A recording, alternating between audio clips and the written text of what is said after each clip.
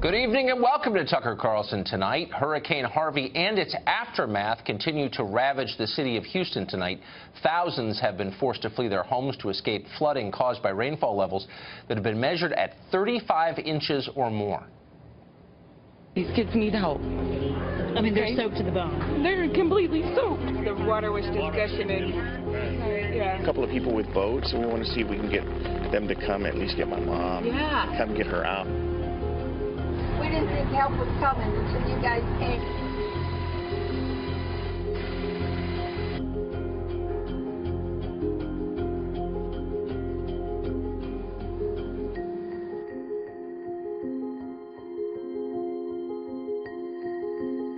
It was about 5 a.m. 1 minute, everything was fine, but we could see the water was really high. The next minute, it's rushing in through every door we had. I'm bedridden. There's water in all the beds in the house. We've lost every strip of furniture, every couch, everything. What does it mean to see all these people coming out with the boats and just everybody just coming together to do this? Texas pride. Texas pride. That's all I can say. President Trump had this to say about the flooding in Texas in advance of a planned visit to the area on Tuesday.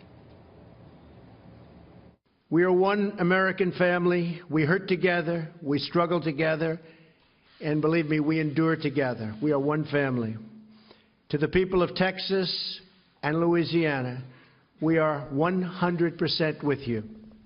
We're praying for you. We're working closely with your leaders and officials. Fox correspondent Steve Harrigan is in Rosenberg, Texas for us tonight. He joins us now.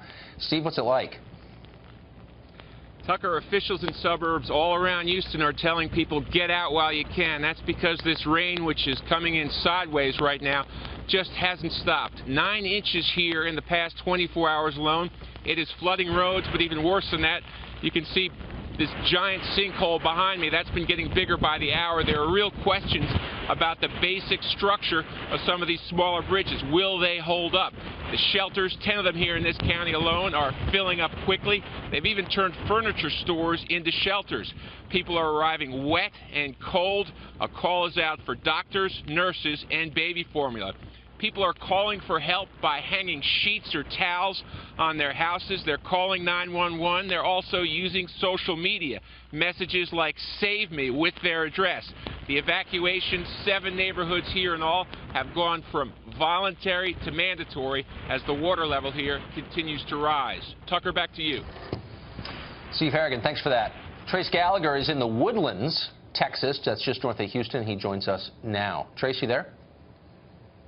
Tucker, about 50 miles north of where Steve Harrigan is, and the rain is coming down here as well. If you look across the street, you can see the water actually rushing and rising at the same time. We were just watching a group of people walk over here to this convenience store, and they were about chest high in water. And then over here, they're about to shut down one of the major arteries that goes into Houston. This is I-45, and you can see traffic going north is fine, but you want to go into Houston, it is not going to happen. We have also learned that in just the past couple of hours, they have mandatory evacuations about 20 miles north of us in Conroe. They're very concerned about a river up there overflowing its banks, which is certainly no surprise because in Harris County, Houston and surrounding Harris County, all 22 watersheds are bursting at the seams. Too much water. They're trying to let it go, but they've got to let it go in a way that they don't flood more homes. We should know there are reports from a local affiliate that a van with a family of 6 got washed away. We called the sheriff's office. We're trying to get some confirmation on that report. It has not yet happened, but the Associated Press just minutes ago updated the death toll now to 3.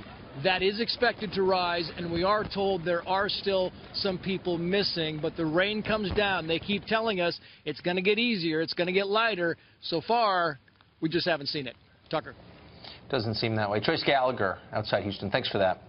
Well, the situation in Texas, Houston specifically, could be far worse without heroic rescue efforts, some of which are ongoing tonight. Danya Davis was evacuated from the city by boat. She joins us now by Skype. Donnie, can you tell us what happened? We were with a couple of families over off North Braeswood and watching the waters. Thought we could get out in time to come to our house in West University We're not told to evacuate.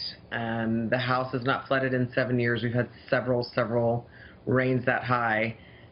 Tried to get out with the street showing, the curb not covered. About 20 minutes later when we left, the water was over the hood of my car about 100 yards out from the house. Whoa.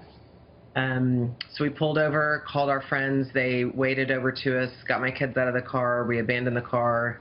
We're at the house about 4:30 in the morning. Water started pouring in the front door, and got all the kids to the second level, stayed there, and waited for rescue.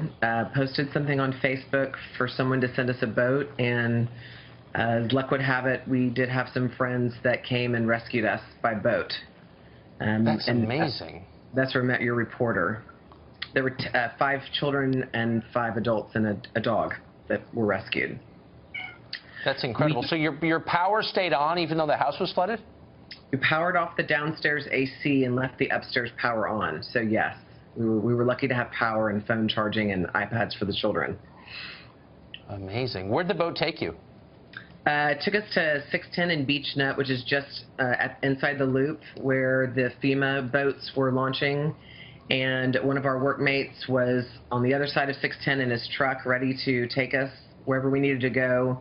We couldn't get anywhere inside the city where I live 3 miles away. So he took us to his house in Sienna Plantation, which we all know as the night went on, that area was a mandatory evacuation as well. So we had refuge in a dry land for a night and drove on the sidewalks with 10 people in the truck back to our side of town, 59, which was clear. So we were very lucky to get home about midday today.